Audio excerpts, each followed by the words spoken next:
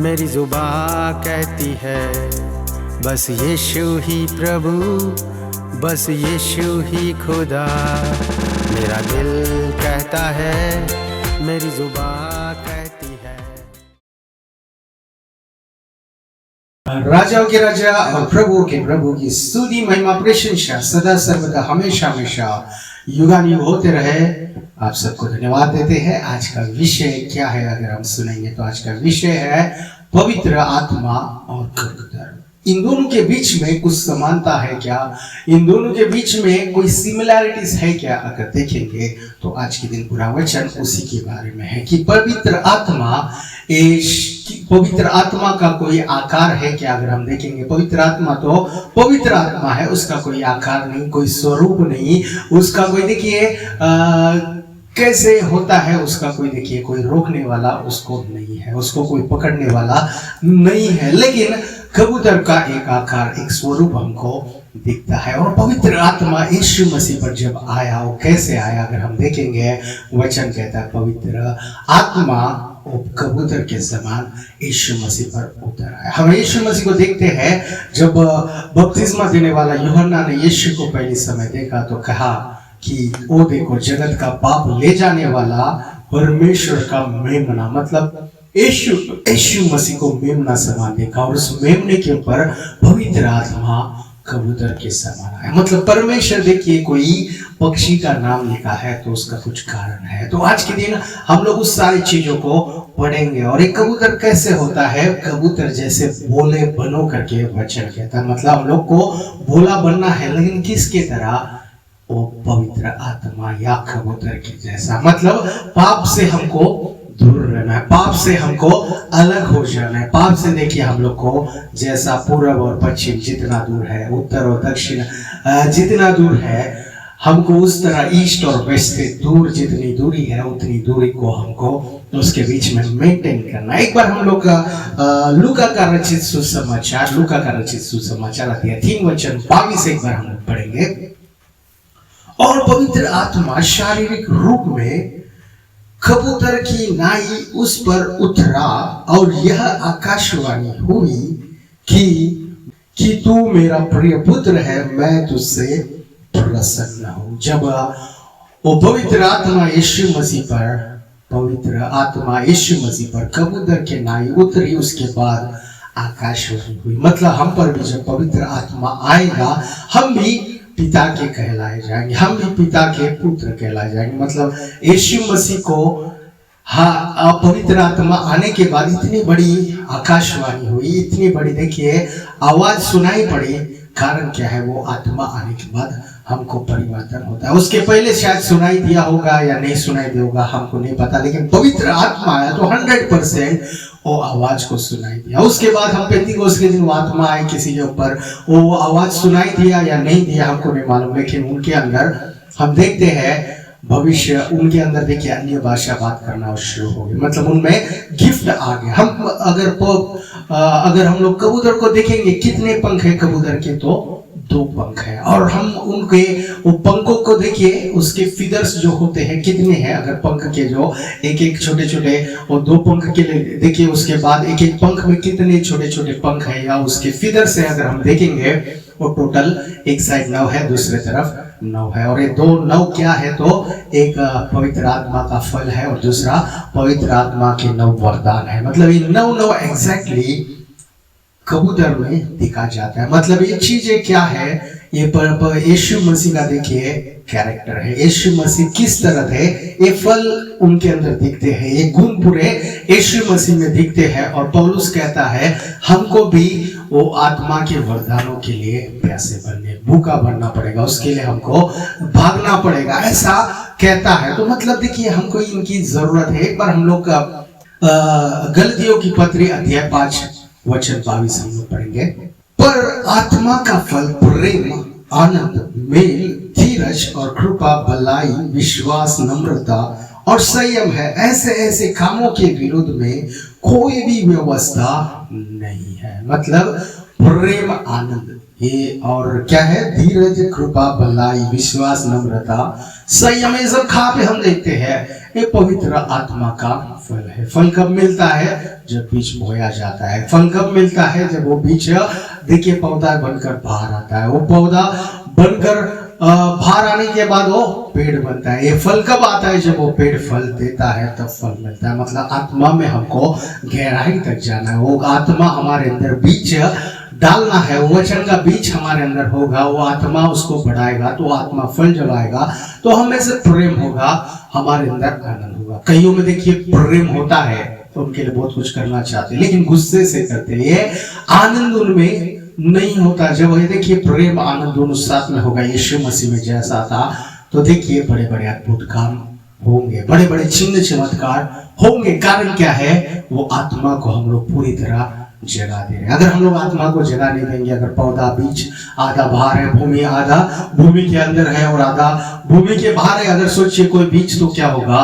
वो शत्रु आकर या पक्षी आकर, कोई चिड़िया आकर उसे उठा कर ले जाएगा। लेकिन जब वो बीज अंदर तक जाएगा, मतलब हम लोग आत्मा को पूरा जगह देंगे, परमेश्वर के वचन को पूरा जगह अंदर तक जाने के लिए जगह देंगे, जितना अंदर जाएगा उतना बड़ा पेड़ बनकर आएगा, उतना ज्यादा फल हमको मिलेगा। चाहे तूफान आए, चाहे जितनी भी संकट आए, जितने भी कष्ट आए, देखिए फल तो आएगा जरूर, क्योंकि परमेश्वर का वचन कार्य करता है। जगत के बीच में उतनी शक्ति है, बीचों में, शीर्ष में उतनी शक्ति है, तो हमारे वचन में, पवित्र वचन में, यीशु मसीह के वचन में कितनी सामर्थ होनी चाहिए प्रियो, और वो होगी प्यारो जब हम लोग वचन के ऊपर विश्वास करेंगे, उसको पानी देंगे। कैसा पानी?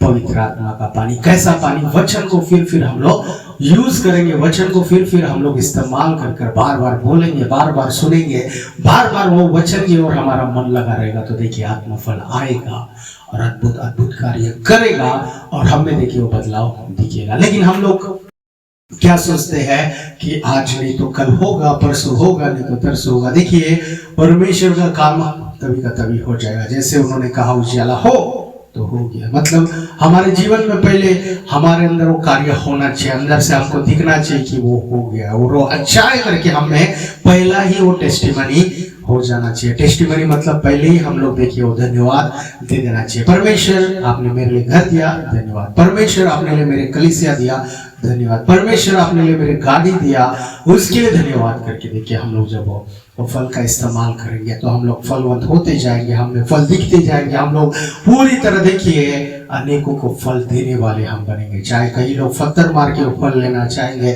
कई लोग देखिए निराश होकर वो फल लेना चाहेंगे, और कई लोग जो जिसमें आत्मा है, जैसे पतरस, और हम देखते हैं उसके दोस्त थे यूहन्ना और याकूब, उन लोग ने जब देखा पतरस के नाव में बहुत सारी मछलियां, जब बुलाया तो देखिए उन लोग भी मछलियां लिए, उन लोग भी खुश हो गए। आनंद देखिए, परमेश्वर का आनंद, परमेश्वर की आशीषें ये दूसरे तो पहुंचती है, वो दूसरे से तीसरे तक भी पहुंचती है, क्योंकि ये आशीष इतना ज्यादा होता है कि हम लोग उसको उठा नहीं पाते, उसको हम लोग संभल नहीं पाते। यही आशीष है यीशु मसीह आपको देगा जब हम लोग देखिए आत्मा को जगा देंगे। उसी तरह कोरिन्थियों को लिखी हुई पहली पत्री 12वां अध्याय 8वां वचन पढ़ेंगे तो कुछ इस रीति से लिखा गया है, क्योंकि एक को आत्मा के द्वारा बुद्धि की बातें दी जाती है और दूसरे को उसी आत्मा के अनुसार ज्ञान की बातें, और किसी को उसी आत्मा से विश्वास, और किसी को उसी एक आत्मा से चंगा करने का वरदान दिया जाता है। फिर किसी को सामर्थ के काम करने की शक्ति, और किसी को भविष्यवाणी की, और किसी को आत्माओं को परखने की, और किसी को अनेक प्रकार की भाषा, और किसी को भाषाओं का अर्थ बताने का वरदान दिया जाता है। देखिए ये एक ही आत्मा है, लेकिन ये 9 वरदान दे रहे, मतलब 9 गिफ्ट्स आ रहा है। मतलब दूसरे पंख में हम देखते हैं, एक पंख में फल है और दूसरे पंख में वरदान है, और क्या देखते हैं? करेक्ट 9। ये दूसरे पंख में भी करेक्ट 9 फिदर्स, हम बड़े मेन फिदर्स या मेन पंख हम देखते हैं, उसमें क्या है? वरदान है। 9 वरदान जो हम यहाँ पर देख रहे हैं, भविष्यवाणी की वरदान है, अन्य भाषाओं में बात करने का वरदान, या चंगाई देने की वरदान। कई लोग बोलेंगे चंगाई खत्म हो गया, लेकिन अगर चंगाई खत्म हो गया तो लोग आज के दिन इतने लोग जो सरदर्द आए क्यों चंगे हो रहे हैं? अगर उनको चंगाई नहीं मिल रही, अगर परमेश्वर आज के दिन चंगाई नहीं दे रहे, तो वो बीमार व्यक्ति बीमारी में ही वो हिजकिय्याह जैसा मर जाता, लेकिन परमेश्वर ने उसको 15 साल बढ़ाया। फिर बाद में वो मरने के बाद परमेश्वर ने देखिए वो उसके 15 साल होने के बाद मर गया। लेकिन परमेश्वर आज के दिन 15 क्या 20 25 100 साल भी और बढ़ा रहा है। किसी को कैंसर बोला जा रहा है, फिर भी परमेश्वर उनको चंगाई दे रहे, उनका आयुष और बढ़ा रहे। 15 या 20 नहीं, परमेश्वर ज्यादा ही बढ़ा रहे। परमेश्वर, कई लोग हैं 50-60 साल के ऊपर, उनको कहा गया कि तुम्हारी मृत्यु होगी या तुम नहीं जियोगे, परमेश्वर उन्हें चंगाई कर रहे हैं। मतलब वो आत्मा का वरदान है। आज के दिन कई लोग चंगाई पा रहे हैं, लेकिन हम लोग आज के दिन जैसे कबूतर में 2 पंख है और 2 पंखों के देखिए पंखों में जो छोटे छोटे पंख है या फीदर्स है, उसको भी हम लोग देख रहे। कारण क्या, परमेश्वर हर एक चीज में कुछ ना कुछ तो भविष्यवाणी छुपाए या कुछ ना कुछ तो प्रकटीकरण, प्रकाशित वाक्य छुपा के रखे, ताकि हम लोग रेवलेशंस को जाने और हमको लोग को समझे और उस चीजों को हम लोग प्राप्त करें, ताकि हम लोग एक पंख लेके ऊपर उड़ेंगे तो नहीं होगा। हमको देखिए दोनों पंख चाहिए, मतलब आत्मा का फल है, वरदान भी चाहिए, वरदान है, फल भी चाहिए। अगर ये 2 रहेंगे तो ही हम लोग देखिए आकाश में उड़ पाएंगे। हम लोग क्या होंगे कि बड़े बड़े काम हमारे द्वारा हो पाएगा। मतलब ये दोनों के सहारे हम लोग देखिए उच्च स्थान पर पहुंच पाएंगे। ये दोनों के सहारे ये देखिए हम लोग का स्पीड ज्यादा होगा। अगर कोई व्यक्ति एक पहाड़ से दूसरे पहाड़ पे जाना है तो पहले उसको पहाड़ के ऊपर से उतरना होगा, फिर उसको फिर से दूसरे जगह जाकर फिर चढ़ना होगा। लेकिन अगर ये पक्षी है तो क्या करता है, एक कोने से एक पीक पॉइंट से दूसरे पीक पॉइंट तक, दूसरे चौक तक वो पहुंच जाएगा उड़कर। मतलब उसको उतरने की जरूरत नहीं। कई लोग आजकल देखिए एक काम से दूसरे काम में जाने के लिए फिर से बहुत सारी चीजों का उनको तैयारी करना होता है, फिर से बहुत पीछे उनको जाना पड़ता है। लेकिन पवित्र आत्मा जब रहेगा, हमारे काम देखिए ऊपर ही ऊपर हो जाएंगे। यीशु मसीह के द्वारा स्वर्ग से ही वो पूरे हो जाएंगे। उसके लिए परमेश्वर देखिए आत्मा का फल, और ये पवित्र आत्मा कबूतर के समान कैसे आया, उस कबूतर को देखने के लिए। मतलब वो कबूतर का स्वरूप हमको क्यों दिखा रहा है, ताकि हम लोग भी वैसा बने, हम लोग भी वैसा उड़े, वैसे ही हम लोग पवित्र बने, हम लोग भोले बने, हम लोग परफेक्ट बने करके वचन कहता है। और एक वचन हम लोग आगे और पढ़ेंगे। हम लोग श्रेष्ठ गीत में से हम लोग 6वां अध्याय 9वां वचन एक बार हम लोग पढ़ेंगे। परंतु मेरी कबूतरी मेरी निर्बल अद्वैत है, अपनी माता की एकलौती, अपनी जननी की दुल्हारी है। पुत्रियों ने उसे देखा और धन्य कहा, रानियों और रखेलियों ने देखकर उसकी प्रशंसा की। कबूतर क्या है, निर्मल, परफेक्ट वचन कहता है इंग्लिश में। कबूतर परफेक्ट है, हमको परफेक्ट बनना है। परमेश्वर हमारा परफेक्ट है और हमको परफेक्ट बनने के लिए कह रहा है। कारण क्या है, उनका कमिंग जब होगा, हम लोग इम्परफेक्ट नहीं, हम लोग परफेक्ट बने। आज के दिन अगर हम लोग इम्परफेक्ट व्यक्ति को फॉलो कर रहे हैं, उसका पीछा कर रहे हैं, तो क्या होगा, हम भी उसकी तरह इम्परफेक्ट बनेंगे, हम भी उसकी तरह मूर्ख बनेंगे, हम भी उसके तरह देखिए जैसे वो है वो हमको भी बनाएगा। कारण क्या, वो जिस मार्ग से ले जा रहा है उसी मार्ग पे हम लोग को भी कर देगा। अगर हम लोग हिंदुस्तान में से जाकर हम लोग अगर नाइजीरिया जाएंगे तो उसके कलर में काले होकर आएंगे, हम लोग सफेद नहीं होंगे। अगर हम लोग इधर आए थोड़ा सफेद होंगे। और भी अगर हम लोग यूएस से या अगर हम लोग अच्छे सिंगापुर ऐसे जगह पर गए तो और भी हम गोरे हो जाएंगे। और जगह जैसा है वैसा हमको बना देता है। उसी तरह कबूतर को हम लोग देखे जो परफेक्ट है, या यीशु मसीह को हम देखे, मतलब आज के इस पक्षियों को देखने से हम परफेक्ट नहीं होंगे, लेकिन वो पवित्र आत्मा उस स्वरूप में आया।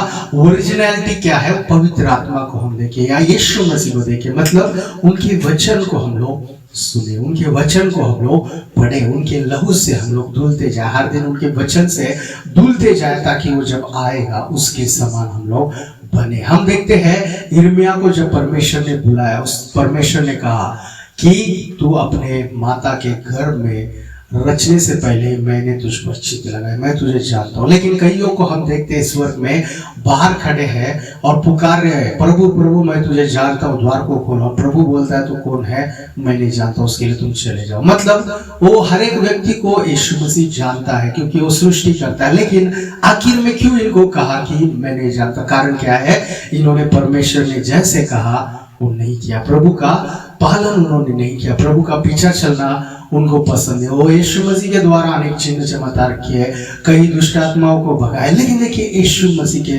साथ नहीं चले। उनके अंदर देखिए पवित्र आत्मा नहीं था। हमारे अंदर भी वो पवित्र आत्मा रहना है। नहीं तो हमको परमेश्वर जिन्होंने कहा कि घर में रचने से पहले मैं तुझे जानता हूँ, लेकिन हमारे काम अलग है, हमारे काम बिगड़े हुए, हमारे अंदर आत्मा को जगह ही नहीं दिया है, तो यीशु मसीह बोलेंगे तुमको मैं नहीं जानता। ऐसी परिस्थिति आने से पहले हम लोग आत्मा को जगा दे, उनके कामों को हमारे अंदर जगा दे। हम लोग जो भी कर रहे हैं वो परमेश्वर को पसंद रहे, ऐसा हम लोग बने।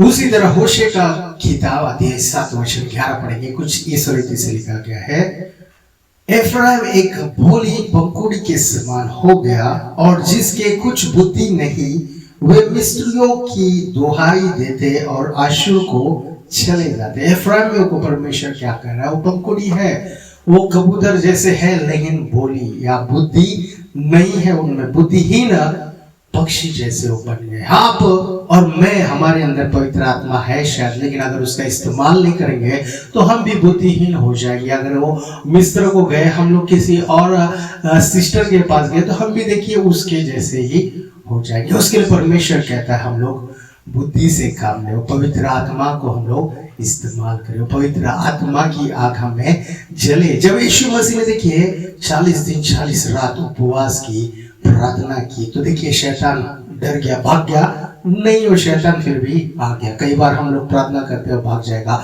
लेकिन कई बार आकर हमको परखेगा शायद। उसके लिए उस समय में हमको देखिए वचन का इस्तेमाल करना है। यीशु मसीह ने नहीं बोला मैं ही वचन हूँ, मेरे पास कैसे आ गया, क्यों तू करके। देखिए यीशु मसीह गुस्सा नहीं हुए, लेकिन यीशु मसीह ने देखिए वचन का इस्तेमाल किया। उस पत्थर को रोटी बना और खाने बोला तो शत्रु को पहचान गया। मतलब एक प्रार्थना क्या करता है, हमको परखने की ताकत, शक्ति वो देता है। हम देखते हैं पवित्र आत्मा और दुष्ट आत्माओं को परखने का एक शक्ति है या एक गिफ्ट है। वो 9 वरदानों में एक वरदान है। वो वरदान हमको मिलेगा कब? जब हम लोग प्रार्थना में मांगेंगे, जब प्रार्थना में हम लोग समय बिताएंगे, तो वो परखने का शक्ति आ जाएगा। और परखने की शक्ति के बाद हमको वचन को इस्तेमाल करना है ताकि वो शत्रु को भगा सके। हम आदि में देखते हैं आदम और हव्वा क्या हो गए, गिर गए, वो एदेन की वाटिका से भगाए गए, बाहर भेज दिए गए, वहां से निकाल दिए गए।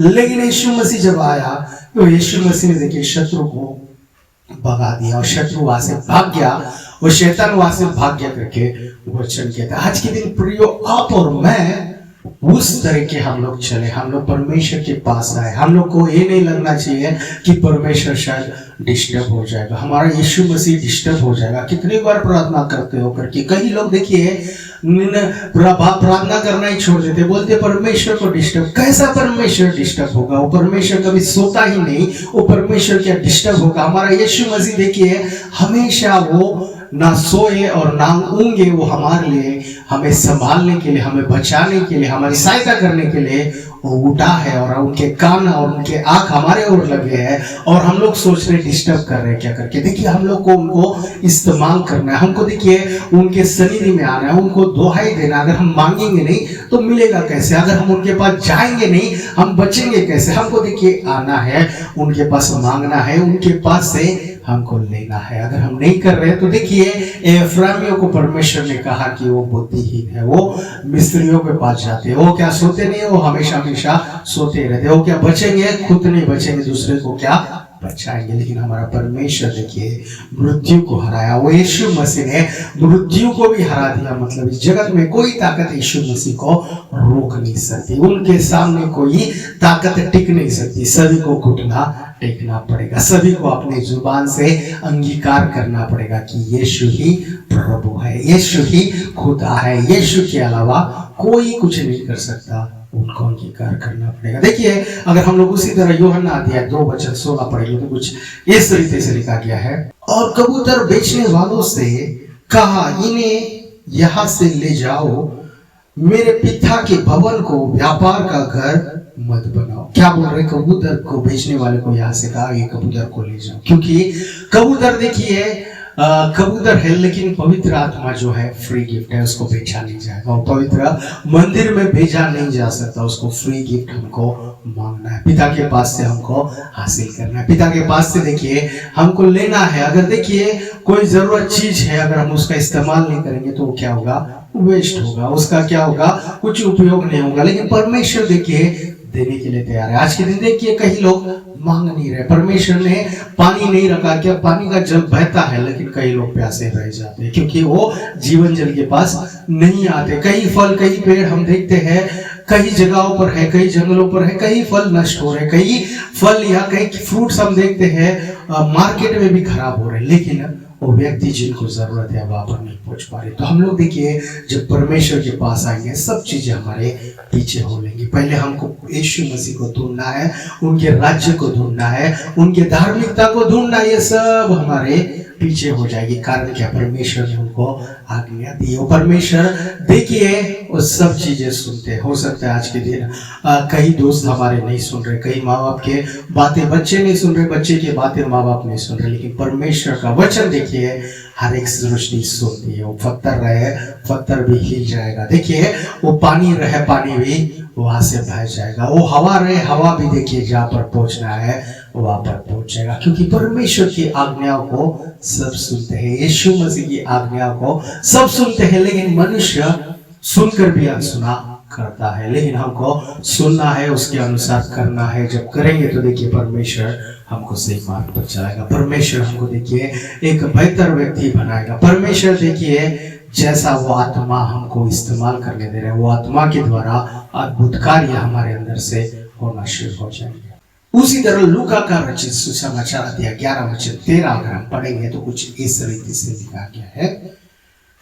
जब तुम बुरे होकर अपने लड़के वालों को अच्छी वस्तुएं देना जानते हो, तो स्वर्गीय पिता अपने मांगने वालों को पवित्र आत्मा क्यों ना देगा। देखिए अगर पिता के पास बेटा आकर पूछता है मुझे रोटी से, तो रोटी के बदले पत्थर नहीं देगा। कोई भी बाप रहे, कोई भी पिता रहे, कोई भी माता रहे, वो अच्छा ही देंगे। रोटी के बदले पूरन पोली या रोटी के बदले बर्गर या पिज्जा, अच्छी चीजों को ही देगा, लेकिन बुरी चीजें कभी नहीं देगा। या मछली मांगा तो उसको साफ नहीं देगा। तो इस जगत के बुरे पिता भी दे सकते हैं अच्छी चीजें, तो परमेश्वर क्यों अच्छी चीजें नहीं देगा। अच्छी चीजें मतलब परमेश्वर ने रोटी या बर्गर या पिज्जा ये चीजें मांगने को नहीं कहा, लेकिन परमेश्वर ने देखिए पवित्र आत्मा मांगने को कहा। जो मांगेंगे उनको पवित्र आत्मा देगा। मतलब पवित्र आत्मा से क्या होगा, सब कुछ होगा। प्रिय, पवित्र आत्मा हमारे अंदर होना जरूरी है। वो पवित्र आत्मा आदि से ही था।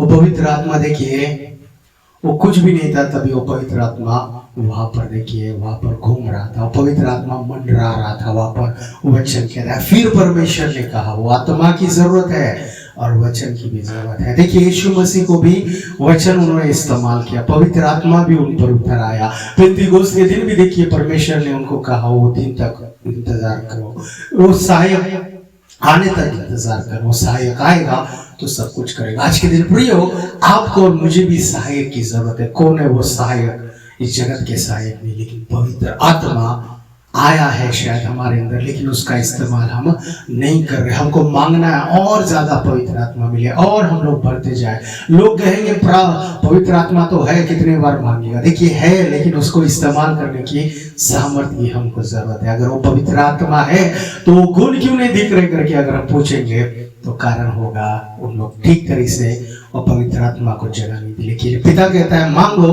तो पवित्र आत्मा देखिए क्यों नहीं देगा और ज्यादा से क्यों नहीं मिलेगा। एक आखिरी वचन हम लोग पढ़ के समाप्त करेंगे। गले इफिसियों की पत्री अध्याय 4 वचन 11 पढ़ के हम लोग समाप्त करेंगे।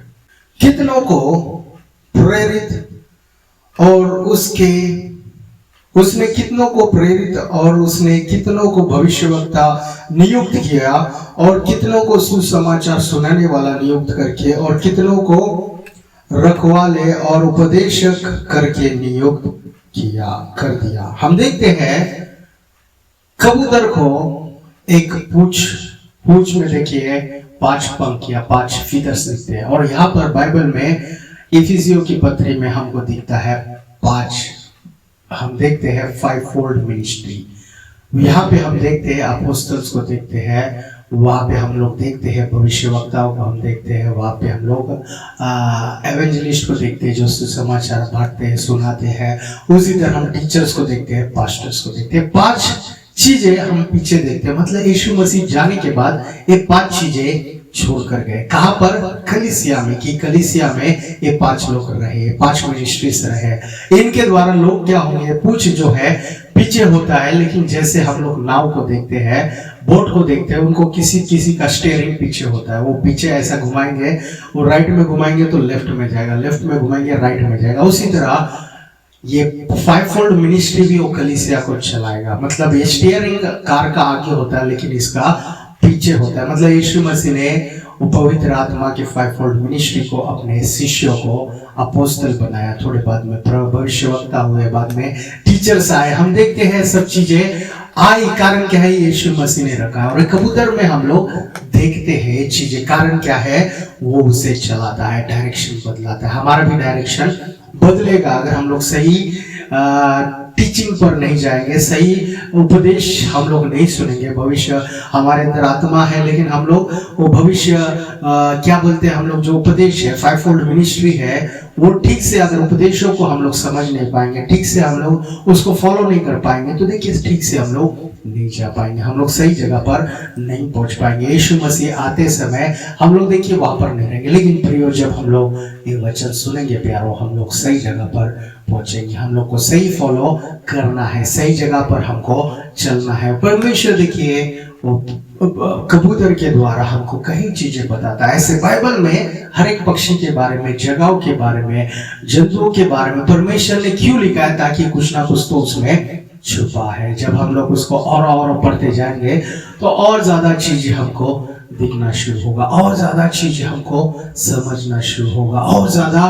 बातें हमें प्रकट होना शुरू होगा। तो क्यों ना प्यारो हम लोग को बाइबल को, जो बहुत अच्छा और परफेक्ट है, सब कुछ सही तरीके से हमको समझाता है, सही परमेश्वर के ओर लेके आता है, सही जगह पर हमको ले चलता है, तो हम लोग देखिए उसको पढ़े, उसका इस्तेमाल करें, उसका उपयोग करें, उसको हम लोग ज्यादा समय तक पढ़ते जाए, ज्यादा समय तक उसका उपयोग करें, ताकि हमारा जीवन सफल हो, हमारा जीवन बेहतर हो। परमेश्वर ये चाहता है कि आप लोग सही जीवन जिए, परमेश्वर ये चाहता है कि आप लोग सफल बने, परमेश्वर ये चाहता है कि आपका जीवन और लाभदायक हो, आपके लिए नहीं, आपके परिवार के लिए, आपके परिवार के लिए नहीं, आपके आसपास के लोगों के लिए भी हो अच्छा बने या लाभदायक बने, वही परमेश्वर चाहता है। तो क्यों ना हम लोग ये वचन को बार बार हम लोग सुने, क्योंकि परमेश्वर चाहता है कि हम लोग उनके वरदानों को ले। उसके वरदानों में बहुत सारी चीजें, अच्छी अच्छी चीजें छुपे हैं। भविष्यवाणी देखिए, भविष्यवक्ता आज के दिन भी है। कई लोग देखिए भविष्यवक्ताओं की जरूरत नहीं बोलते, लेकिन हम देखते हैं यीशु मसीह ने ये भविष्यवाणी हो या भविष्यवक्ताओं को खड़ा किया ताकि लोगों को अच्छी चीजें समझे। भविष्यवाणी कहाँ से होगी? बाइबल से ही होगी। बाइबल के द्वारा ही, बाइबल का ही आधार करके भविष्यवाणी होगी, जो हमारे फ्यूचर की भलाई के लिए, जो हमारे अच्छाई के लिए। कई लोग दुख में है, उनको खुशी मिलने के लिए, कई लोग देखिए कंगाली में है, लेकिन यीशु मसीह हमारे लिए कंगाल बना ताकि हम लोग धनी बने, ताकि हम लोग वो धन को हासिल करें। हम लोग यीशु मसीह को देखेंगे तो देखिए उनके अंदर बहुत सारी आशीषें छुपी है, उसमें ही सारी जगत की आशीषें है। और ये वचन कहता है यीशु मसीह ने सारे प्रॉमिसेस हमारे लिए, सारे वायदे हमारे लिए आमीन और हाँ में बदल गए। तो हम लोग उनके ओर, उनके पीछे, उनके साथ चलना हम लोग पसंद करें। आइए अपने आंखों को हम लोग बंद करें, छोटी सी प्रार्थना करके हम लोग समाप्त करेंगे। Heavenly Father, we come before you in the name of our Lord and Savior Jesus Christ. आज के दिन प्रिय परमेश्वर, जितनों ने आपके वचन को सुना, आपके वचन में परमेश्वर सभी सच्चाई को उन्होंने जाना, उसके लिए धन्यवाद करते। परमेश्वर आपकी आत्मा की जरूरत है परमेश्वर, और कबूतर समान यीशु मसीह पर उतर आए। आज के दिन जितने लोग ये वचन सुन रहे, सब पर वो आत्मा उतर आए परमेश्वर, उनमें वो आत्मा के फल, आत्मा के वरदान उसमें और हम में, सब में दिखे परमेश्वर। प्रार्थना करते हम लोग पवित्र आत्मा को हम लोग मिसयूज ना करें, हम लोग वो आत्मा को बुझाए नहीं, हम लोग वो आत्मा को दुखित ना करें परमेश्वर, लेकिन आपके पवित्र आत्मा का इस्तेमाल हम लोग करें, वो पवित्र आत्मा की सहायता हम लोग ले परमेश्वर। परमेश्वर। आप ही हमारे साथ बने रहे परमेश्वर, हम सबको आशीष दीजिए परमेश्वर, आपके कार्य हम सब में कीजिए। आप इस सबको परमेश्वर ब्लेस कीजिए, सारे दुख से, संकट से, कष्टों से बाहर निकल कर परमेश्वर आपके आशीषों से भरिए।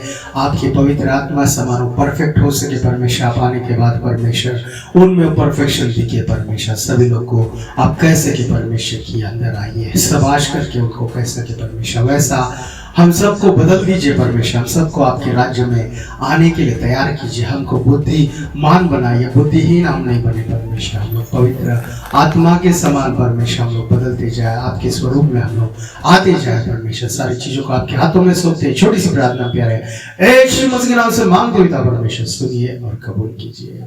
आमीन। Thank you, God bless you all. हमारी पहली रविवार की आराधना सभा हर रविवार 10 बजे लोनावाला में, हर रविवार 10:30 बजे लोनावाला में होता है। अगर आप लोनावाला, कोपोली, खंडाला या पिंपरी के आसपास रहते हैं तो ये आराधना हमारी तेलुगु और हिंदी में होती है। आप लोग वहाँ पे आ सकते हैं। आपको अगर किसी एड्रेस की ज़रूरत है आप हमको 9819533763 पर कॉल कर सकते हैं। हमारी दूसरी आराधना सभा हर रविवार 5 बजे से शाम को नेरुल नवी मुंबई में होती है।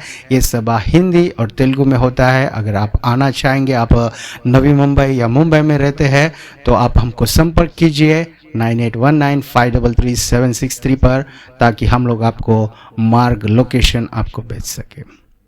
हमारी तीसरी आराधना रविवार की हर रविवार 8 बजे से 10 बजे तक ऑनलाइन गूगल मीट में होता है। आपको अगर लिंक चाहिए, आप कोई भी जगह पे रहे, आप ज्वाइन हो सकते हैं। आप हमको संपर्क कीजिए 9819533763 पर।